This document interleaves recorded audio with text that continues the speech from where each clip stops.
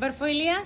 Είδα ότι έκανες δις στην κροκέτα. Είδα όμως σε μια συσκευασία ότι έχει full πρωτεΐνη κοτόπουλο και ψάρι. Μου λένε ψέματα.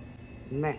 Η σειρά που εμφανίζονται τα συστατικά στη σακούλα είναι με το ποιο έχει τη μεγαλύτερη περιεκτικότητα. Όμως αυτό που δεν λένε είναι ότι αυτό είναι πριν να γίνει η επεξεργασία. Τι σημαίνει δηλαδή? Στο τυχαία μία συσκευασία, δεν λέω πια, λέει κοτόπουλο 20%, ψάρι 15%, ρύζι 12%, αλλά υλικά πιο κάτω που έχουν ακόμα χαμηλότερη περιεκτικότητα. Στην επεξεργασία όμως χάνουμε τα υγρά, χάνουμε το νερό. Σε υλικά όπως το κοτόπουλο και το ψάρι έχουμε σχεδόν 70% υγρασία, νερό. Κάνοντας την υγρασία του, αυτό καταλήγει 6% και το ψάρι 4,5%. Και εκεί που ήταν το ρύζι τρίτο υλικό, ξαφνικά ρύζι πρώτο υλικό. Οπότε εκεί που ήταν μια κροκέτα με 35% κρέας, ψάρι και χαμηλότερα τα ρύζια και τα άλευρα, καταλήγουμε ότι είναι περισσότερο ρύζι, πολύ λιγότερο κρέας.